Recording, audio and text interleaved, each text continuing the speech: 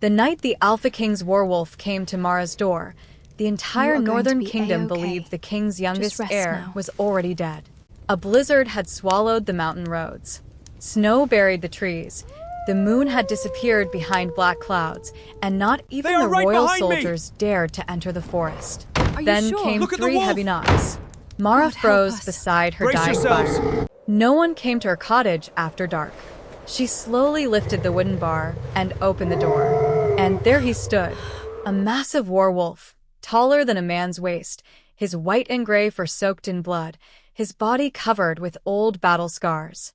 But Mara barely noticed the wolf, because hanging gently between his jaws was a tiny white pup. The pup was bleeding. Its eyes were closed.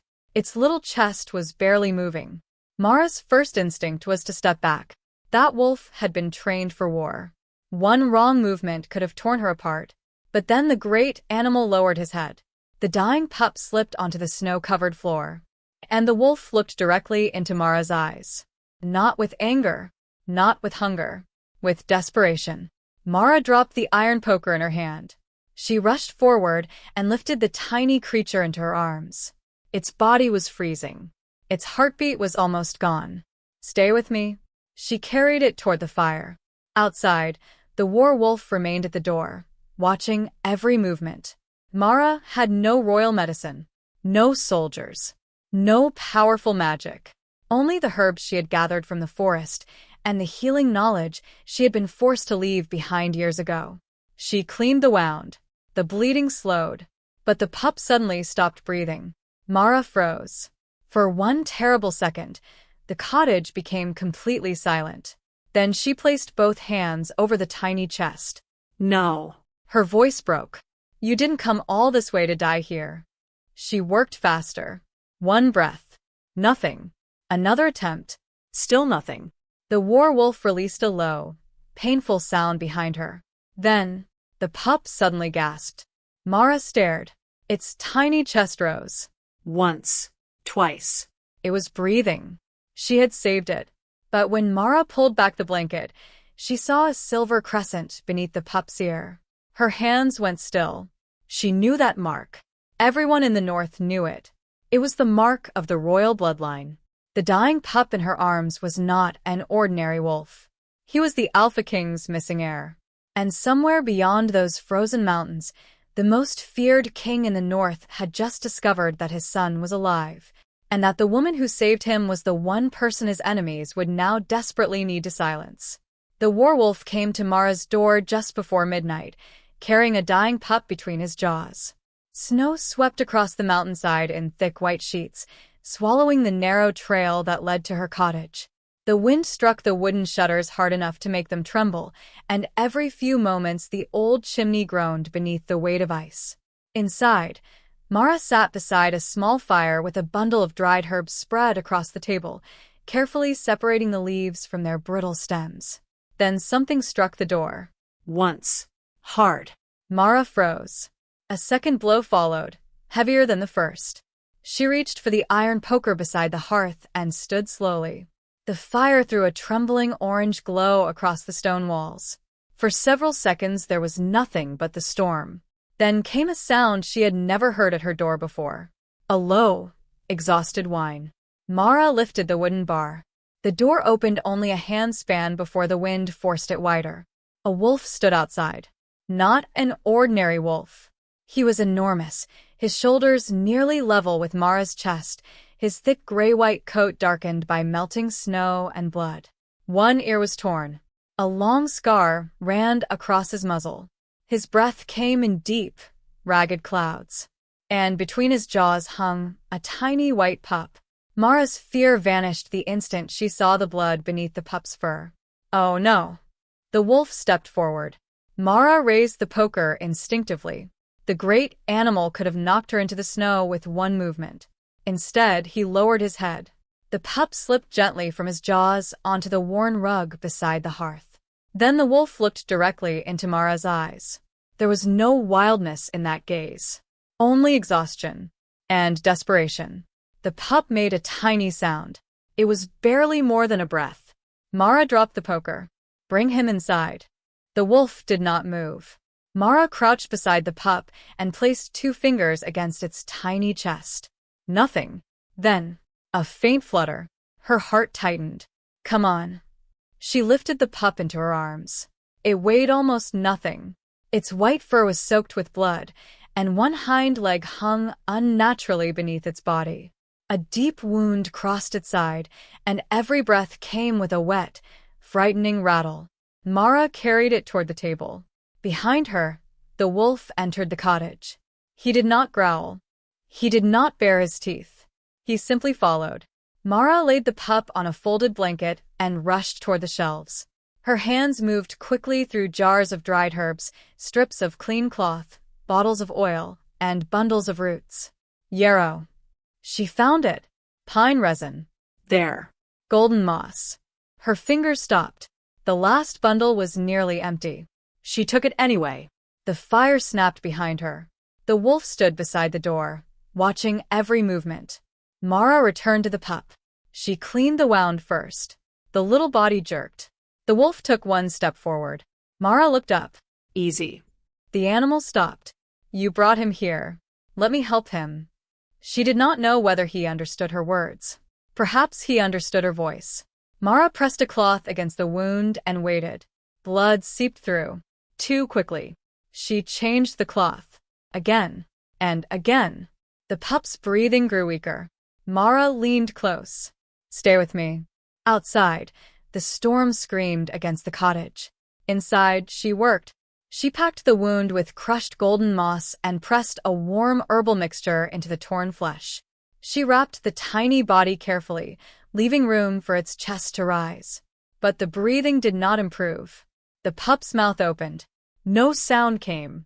Mara's face tightened. No. She placed her palm over the little chest. Not yet. She cleared the airway and carefully lifted the pup's head. Nothing. She tried again. A tiny breath escaped. Then silence. The great wolf behind her released a low, broken sound. Mara looked at him. You're going to have to trust me. The wolf lowered his head. Mara began working again. Minutes passed. The fire burned lower. Her hair loosened from its braid. Her hands became stained with blood. But she did not stop. At last, the pup's chest moved. Once. Mara held her breath. Again. A deeper breath followed. The pup coughed. Mara almost laughed from relief. Then it breathed again. The wolf stepped forward. Mara touched the pup's head. He's breathing. The enormous animal lowered himself onto the floor. For the first time, Mara noticed the wound beneath his shoulder. He was bleeding too. Yet he had carried the pup through a blizzard. He had chosen her cottage. Mara looked from the injured wolf to the tiny pup. Something about the night felt wrong. Not merely dangerous. Important. She pulled another blanket from a chest and placed it over the pup. Then she noticed a faint silver mark beneath the little creature's ear. A crescent. Mara stared. Her fingers stopped. Every healer in the Northern Kingdom knew that symbol. The silver crescent belonged to the royal wolf bloodline. This was no ordinary pup. And somewhere beyond the mountains, someone was going to be searching for him. The war wolf lifted his head. His eyes met hers. For one long moment, neither moved. Then dawn began to pale the windows.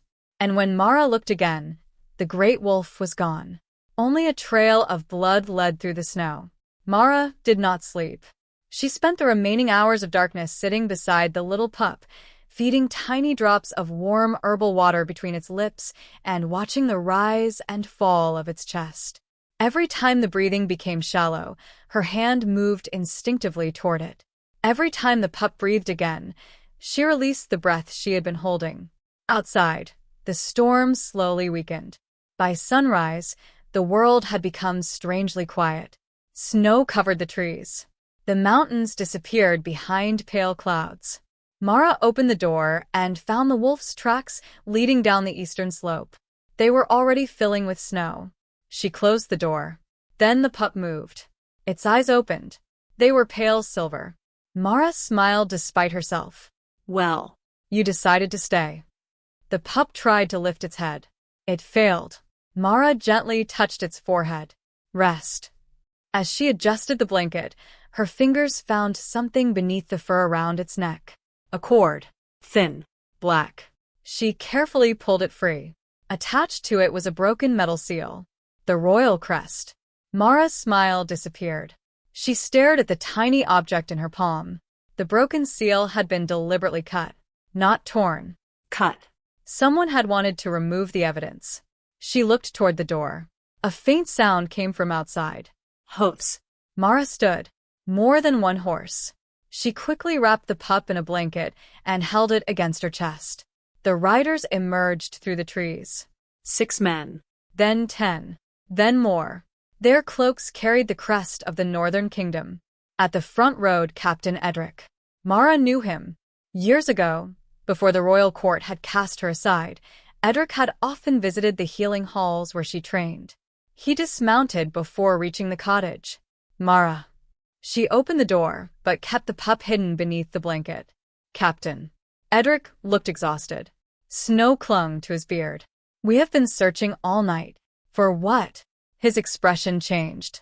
You know. Mara said nothing. Edric stepped closer. The Alpha King's son is missing. Mara's heart beat once hard. The king's youngest heir disappeared during an attack near the northern border. His escort was slaughtered. 3 royal wolves were found dead. He looked toward the cottage. One survived. Mara's fingers tightened around the blanket. Edric noticed. His face changed. You found him. Mara did not answer. Mara. He is injured. I need to take him to the royal healers. He cannot travel. That is not your decision. Mara stepped into the doorway. He nearly died. Edric's jaw tightened. So, did the kingdom's hopes. He is a child. He is the king's blood. Then he should be treated like a child before he is treated like a crown. Silence settled between them. Several soldiers exchanged looks. Edric lowered his voice. You do not understand what is happening. Then explain it. He glanced at the pup. The royal family carries old wolf magic. When the bloodline is threatened, the youngest heirs can shift into wolf form before they are old enough to control it. That pup is not merely carrying the king's blood. Edric swallowed. He is the next heir. Mara looked down. The tiny white face rested against her arm. He is barely breathing. And if someone discovers he survived, they will come again. Who? Edric hesitated.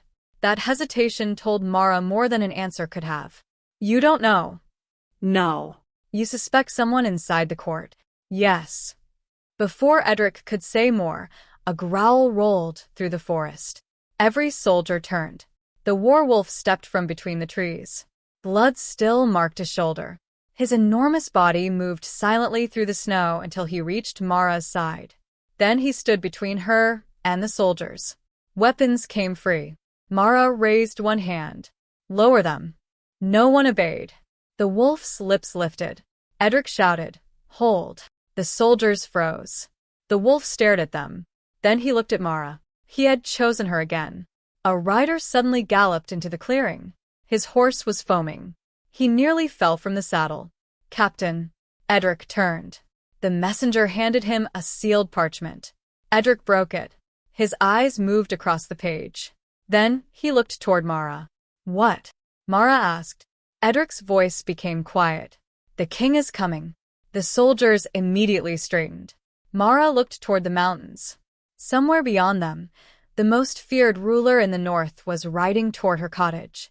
And he was coming for his son. The king arrived before sunset. Mara heard him before she saw him. Hundreds of hooves struck the frozen ground. Metal clinked. Banners snapped violently in the wind. The forest seemed to shrink beneath the sound. Kaelen entered the valley at the center of a column of black-armored riders. He was younger than Mara had imagined. Not young, exactly, but not old. His dark hair was wet with melting snow, and a scar crossed one side of his jaw. He wore no crown, only a heavy black cloak over armor marked by years of battle. The wolves came with him. Dozens of them. White, gray, and black. But none approached the king. They simply watched. Kaelen dismounted. His eyes found Mara, then the pup. Everything else disappeared from his face. He crossed the snow. Where is my son? Mara held the pup closer. He is alive. Kaelen stopped. His eyes closed briefly. For 1 second, the feared Alpha King looked less like a ruler and more like a father who had spent the night believing his child was dead. Then his expression hardened. Give him to me. Mara did not move. Kaelen's gaze sharpened. I said, give me my son. He cannot travel. You are not a royal healer. No. Then you have no authority to decide. Mara met his eyes. He stopped breathing twice. The king went still. Mara continued. If you move him now, he may die. Kaelen looked toward the pup. His hands slowly closed into fists. Who attacked him? I don't know. Kaelen looked at Edric. Did you find the attackers? No, Your Majesty. Did you find their tracks? Some. Then you found nothing. His voice was quiet. That made it more frightening. Kaelen looked back at Mara. Why did the wolf bring him here? I don't know. The werewolf moved behind her. Kaelen turned. For the first time, his expression changed. The great animal had served him for years. He had carried messages through enemy lines. He had saved soldiers. He had fought beside Kaelen in battles where men had fallen around them. Yet now he stood beside a woman the king had never met. Kaelen approached. The wolf did not move. Come here. The animal remained beside Mara. Kaelen's eyes narrowed. Then Mara noticed something beneath the wolf's fur. A black cord. The same cord. Her gaze moved toward the king. Your Majesty. Kaelen looked at her. She reached toward the wolf. He allowed her. She touched the cord. The pup had one too. Kaelen's face changed. Show me. She held out the broken seal.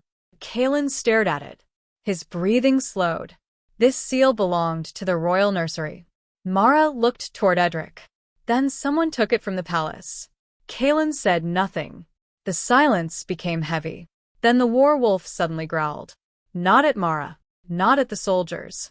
At one man standing behind Kaelen. Commander Rovan. One of the king's most trusted generals. Rovan's face remained calm. But Mara saw his hand move beneath his cloak. She noticed the edge of something black. A cord. The same cord. Her heart stopped. Your Majesty. Kaelen turned. Mara pointed. Rovan stepped back. What are you doing? Kaelen demanded. Rovan pulled his sword. Everything happened at once. Soldiers shouted. Wolves snarled. Kaelen reached for his weapon. Mara pulled the pup against her chest. And from somewhere beyond the trees, an arrow flew. The werewolf moved first. He crossed the space between Mara and the arrow in a blur of white fur. The arrow struck him. He crashed into the snow. Mara screamed. Kaelen turned toward the forest. Shields. A second arrow struck a soldier. Then a third. The valley erupted. Mara dropped beside the werewolf. Blood spread across his chest. His eyes found hers. He was still breathing. Barely.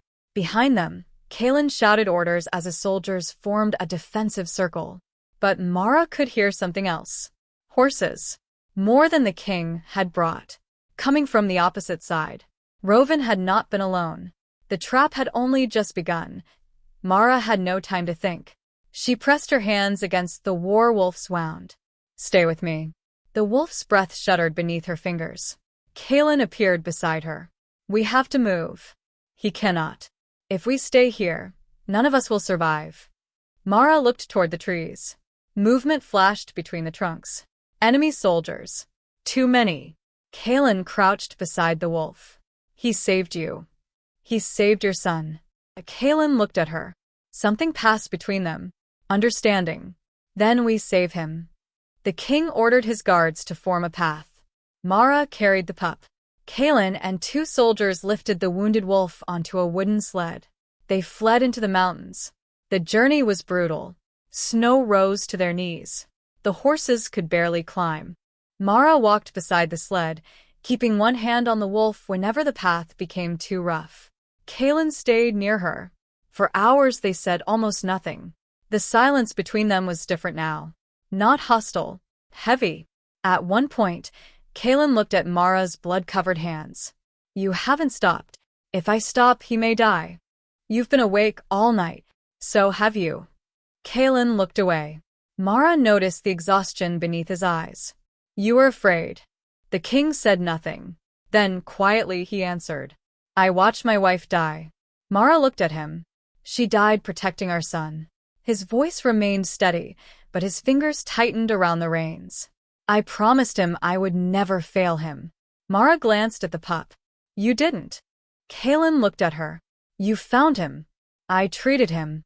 You saved him. Mara shook her head. He saved himself. Kaelen almost smiled. It was small, barely there, but Mara saw it. The ancient sanctuary appeared near dawn. Built into the mountain itself, its stone entrance was carved with wolves, moons, and crowned figures holding newborn children. Kaelen ordered the gates opened. Inside, warm lamps illuminated old walls. Mara carried the pup into the healing chamber. The werewolf followed on the sled. She worked for hours. When the pup finally drank on its own, Mara closed her eyes. Relief washed through her. But then she noticed something carved into the wall. A silver crescent. The same mark as the pup. Beneath it were words written in the ancient language of the first kings. Kaelen entered. What does it say? Mara traced the symbols. She had studied the language years ago. Her face slowly changed. It says the heir will unite the northern wolf clans. Kaelen stepped closer. And Mara continued reading. Whoever controls the heir will control the kingdom. Kaelen's face hardened. So that is why they wanted him dead. No. Mara looked toward the pup. They didn't want him dead. She touched the broken seal. They wanted to take him. A thunderous explosion shook the sanctuary. Stone dust fell from the ceiling. The lamps flickered. Kaelen reached for his sword.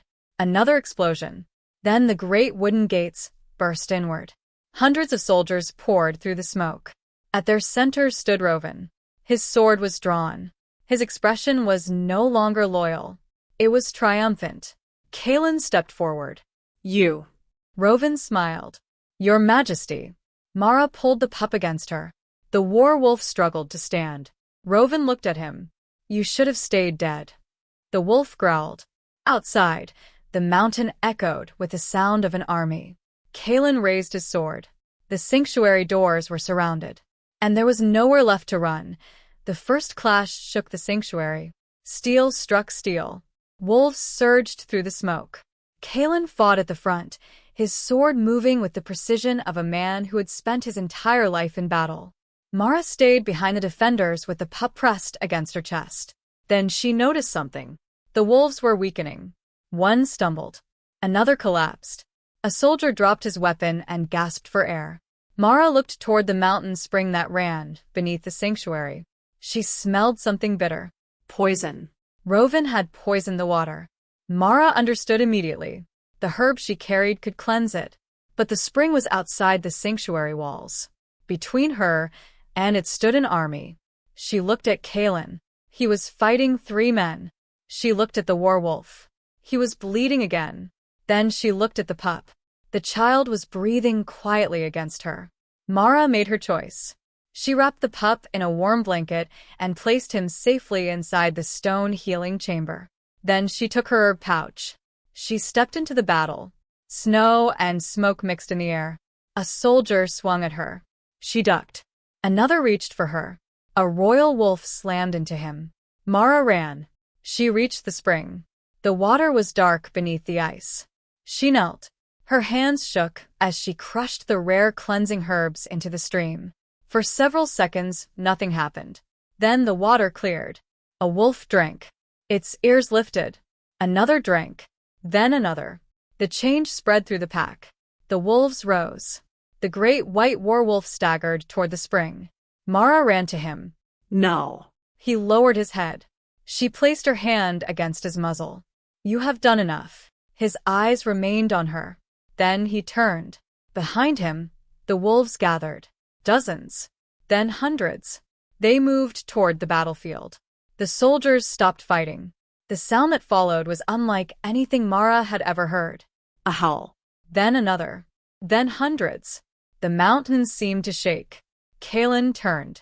His eyes widened. The wolves charged. The battle changed instantly. Rovan's soldiers broke formation. Kaelen drove forward. Mara saw Rovan retreat toward the healing chamber. The pup. She ran. Rovan reached the door first. He opened it. The pup lifted its head. Mara stepped between them. Rovan drew his sword. You should have handed him over when you had the chance. Mara stood still. Her hands were empty. I won't. You are one woman. Yes. And I am the commander of the northern armies. Mara looked at him. And you still needed an army to fight a healer. Rovan attacked. Mara moved aside. The sword struck stone. She stumbled. Rovan turned. Before he could strike again, the werewolf crashed into him. Rovan fell. Kaelen entered. His sword was raised. Rovan looked up. You cannot kill me. Kaelen's expression was cold. You betrayed my family. Rovan laughed. I built this kingdom while you played king. Kaelen stepped closer. You murdered children. Rovan's smile disappeared. The evidence was found beneath his armor. Orders. Seals. Names. Every assassination. Every ambush. Every payment. His betrayal was exposed before the royal soldiers and wolf clans. Rovan was defeated, but the war wolf collapsed. Mara ran to him. Blood covered his fur. His breathing was shallow. She pressed her hands against the wound. Stay. The wolf's eyes opened. He looked at the pup. Then at Mara. His head lowered. Mara's throat tightened. No. She pressed harder. You don't get to leave now. Kaelen knelt beside her. Mara. Get away. I can help. Then help me. Kaelen tore a strip from his cloak. Together they wrapped the wound. But the wolf's breathing grew weaker. The battle was over. The kingdom was safe. The traitor was defeated. The heir was alive. And yet Mara could hear the faintest sound of the wolf's heartbeat beneath her hands. Slower and slower. The victories suddenly felt terribly small. Night fell over the sanctuary. The soldiers carried the wounded outside. The dead were covered with white cloth. The snow began again. Inside the healing chamber, Mara sat beside the war wolf. She refused to leave. The pup slept nearby. Kaelen stood outside the doorway. For hours he said nothing. Mara cleaned the wolf's wounds, changed the cloth, fed him drops of medicine. Every few minutes, she placed her hand against his chest. Still beating. Barely. The fire burned low. Mara's eyes filled with tears. She had spent years watching people decide that some lives were worth saving and others were not. That had been why she left the royal healing halls. Why she lived alone. Why she opened her door to anyone who came. But this animal had opened a door inside her that she had forgotten existed. She leaned forward. You carried him through the storm. Her voice trembled. You carried him here because you knew someone would help. The wolf's ear moved. Mara smiled through her tears. So, help me now. She rested her forehead against his. You have to stay. Outside, Kaelen looked toward the snow. Captain Edric approached. The royal council is waiting. They can wait. Your Majesty, the kingdom needs you. Kaelen looked through the doorway. No. Edric followed his gaze. They need her. He understood. The king remained outside until dawn. Then the war wolf moved. Mara's eyes opened. For a moment she did not breathe. The wolf slowly lifted his head. His eyes met hers. Mara reached for him. His enormous muzzle rested against her palm.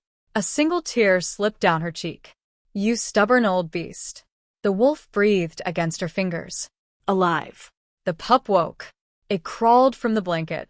Its tiny legs shook. It took one step, then another. The war wolf watched.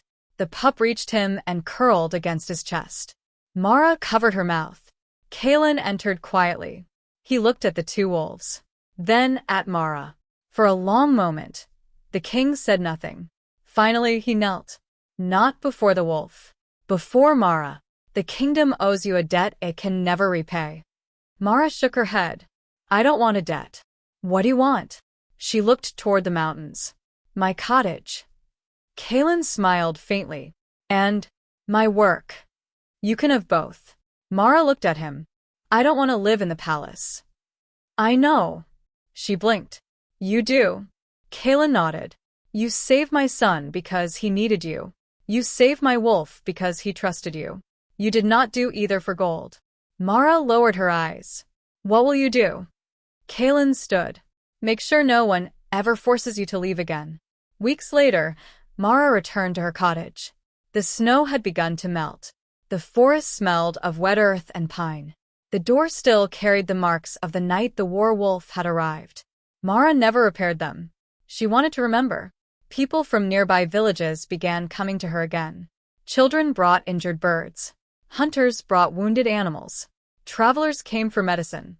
And sometimes at sunset, white wolves appeared among the trees. The war wolf was always with them. His wound healed slowly. He never walked quite as quickly as before. But he remained strong. The royal pup grew beside him. Months passed. One evening, Mara stood outside her cottage as snow began falling again. The little royal wolf stepped onto the porch. He wobbled. The war wolf waited below. The pup took another step, then another. And finally he ran, straight into the older wolf's chest. The great animal lowered his head. The pup disappeared beneath his chin. Mara smiled. Hoofbeats sounded behind her. She turned. Kaelen was riding up the trail alone. No army. No crown. No royal banners. Just a man on a horse beneath falling snow. He dismounted. You're late. He smiled. I was told the healer of the northern forest was expecting me. She may have changed her mind. Then I suppose I'll have to earn my way back in. Mara looked toward the wolves. The war wolf watched them both. Then he lowered his head and rested his muzzle against the pup. Mara turned back to Kaelen. You can stay for supper. The king's smile deepened. I'd like that. Inside the cottage, the fire crackled. Outside, wolves moved through the snow. And somewhere far beyond the mountains, the people of the kingdom told the story of the night a war wolf carried a dying pup to a lonely woman's door. They remembered the king. They remembered the battle. They remembered the traitor who tried to steal a kingdom. But Mara remembered something different. She remembered the blood on the snow, the tiny heartbeat beneath her hands, the enormous wolf lowering his head in trust. And the moment she understood that sometimes the greatest acts of courage did not begin with a sword. They began with a door that could have been closed, but wasn't. And because Mara opened it, a child lived. A wolf survived. A kingdom was saved. And a woman who had once believed she had been forgotten finally discovered that she had never been forgotten by the creatures who needed her most. The snow continued to fall. The fire burned warmly behind the glass. The royal pup slept beside the war wolf. And for the first time in many years, Mara closed her door without fear. Not because the world had become less dangerous, but because on the other side of it, she no longer stood alone.